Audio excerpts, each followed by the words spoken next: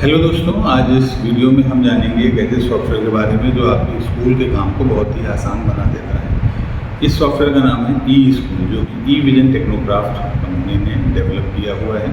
तो आइए देखते हैं कि इस सॉफ्टवेयर पे आप किस तरीके से काम कर सकते हैं। तो इस सॉफ्टवेयर पे काम करने के लिए सबसे पहले आपको सॉफ्टवेयर ओपन करने के बाद यहाँ पर यूज़र नेम और पासवर्ड डालना पड़ेगा। तो जैसे यहाँ पे यूज़र नेम है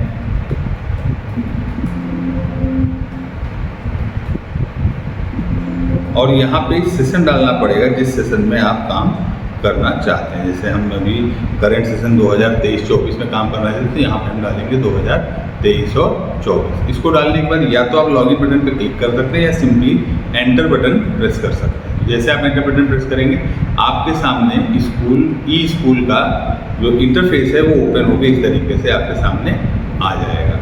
यहाँ पे कुछ बेसिक इन्फॉर्मेशन है, जैसे आपको सबसे ऊपर दिखाई देगा कि किस कंपनी ने सॉफ्टवेयर डेवलप किया है, जो कि ई विजन टेक्नोक्राफ्ट ने डेवलप किया है, और जिस कॉलेज को या स्कूल को ये सॉफ्टवेयर का लाइसेंस दिया गया है उस स्कूल का नाम यहाँ पे दिखेगा। किस यूज़र ने इसको लॉगिन किया उसका यूज़र दिखेगा, क्योंकि ये मल्टी यूज़र सॉफ्टवेयर है, यहाँ पे कई यूज़र काम कर सकते हैं। और इसके बाद आपको यहाँ पर दिखेगा सेशन, कि किस सेशन में आप काम कर रहे हैं।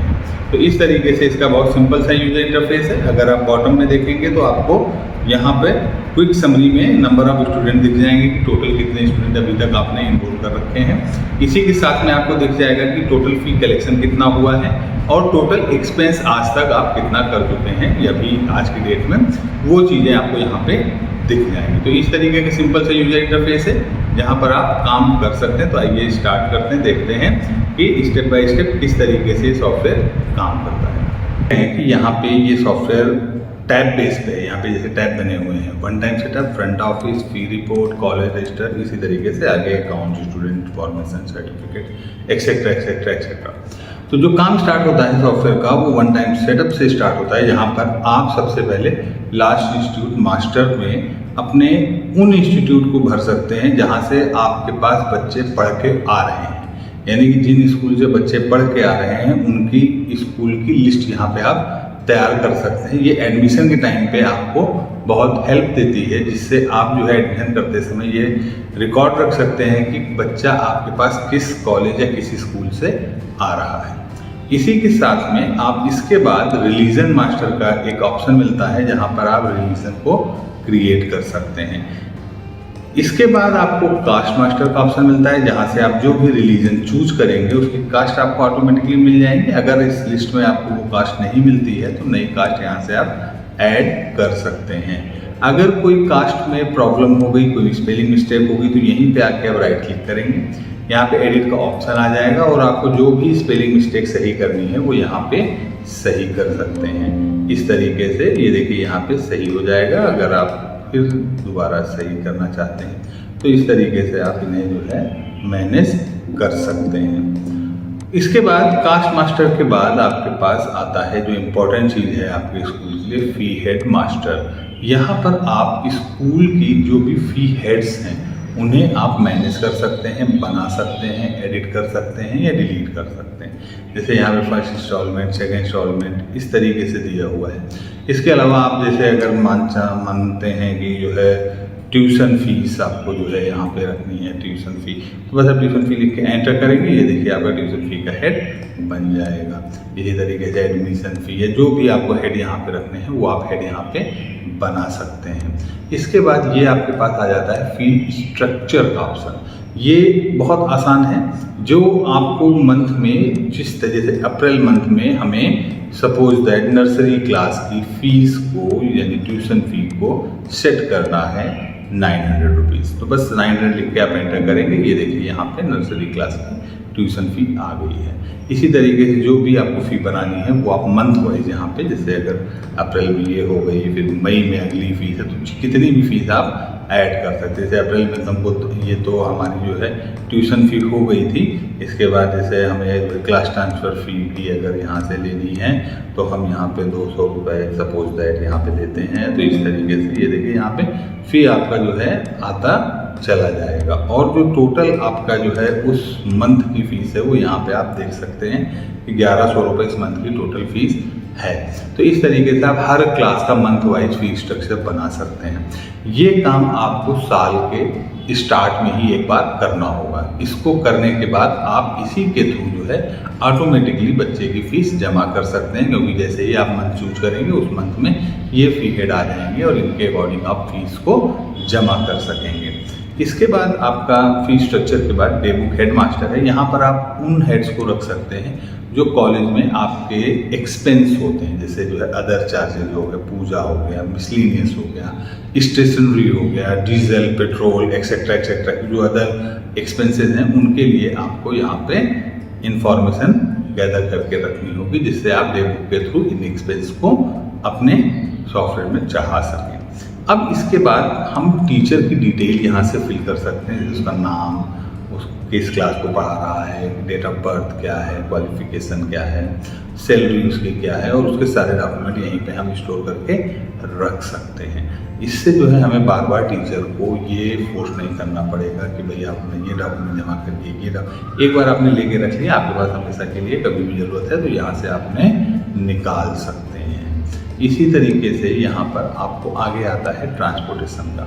आप रूट वाइज ट्रांसपोर्टेशन फ़ी सेलेक्ट कर सकते हैं, यहाँ पे बना सकते हैं, जिससे जो है जब बच्चा उस रूट से आ रहा होगा तो ऑटोमेटिकली उसको अकाउंट में वो फीस जो है इंक्लूड हो जाएगी। जब भी आप फीस उसकी डिपॉजिट करना चाहेंगे तो वो ट्रांसपोर्ट फ़ी यही दिखाएगा जो यहाँ पे आपने उस रूट की डाली हुई है।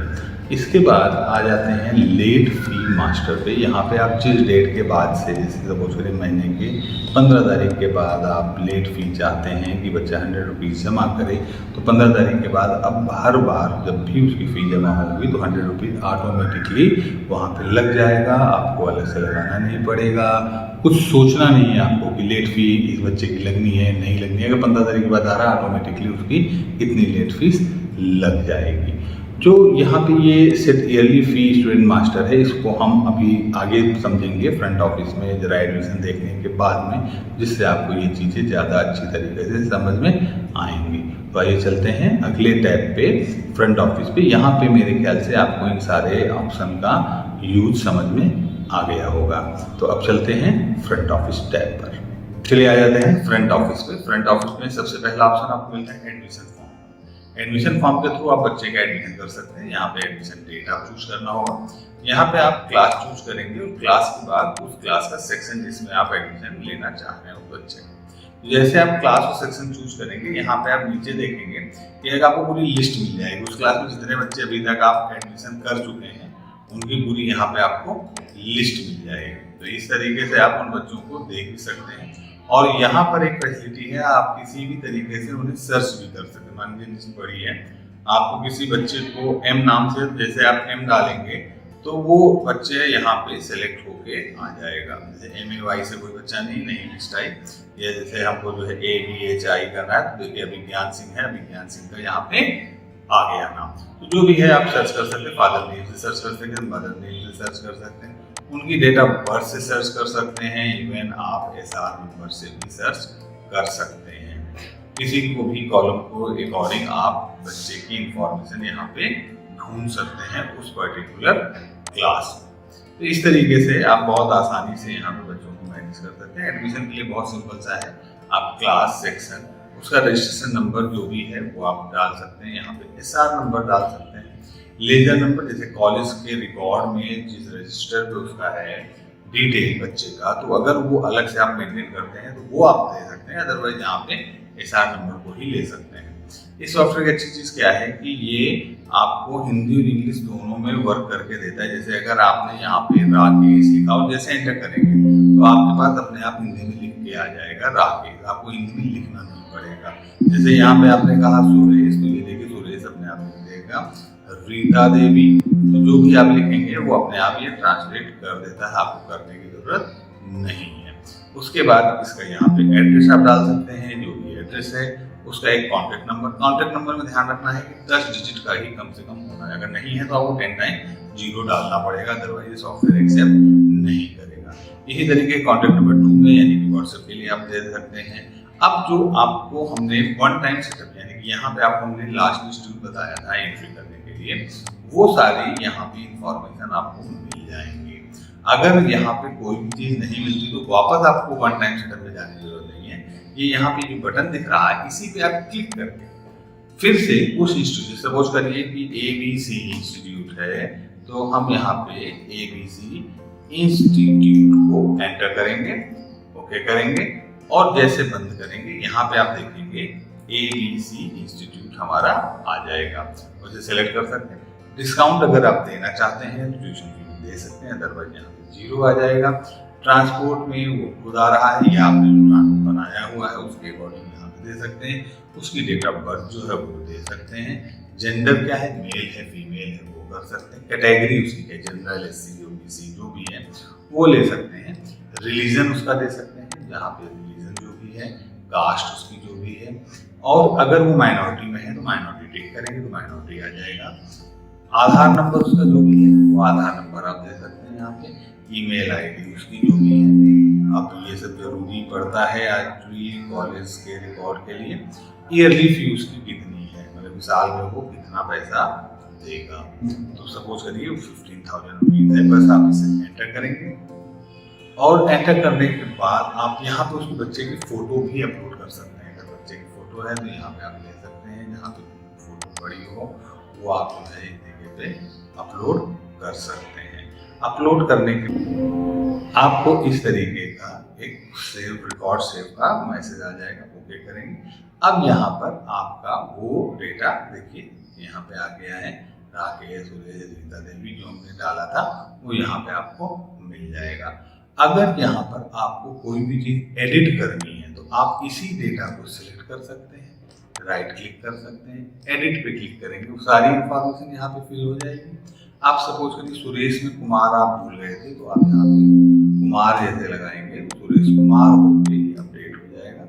आप यहाँ पे नीचे देखेंगे तो आपको सुरेश कुमार यहाँ पे लिखा हुआ मिलेगा।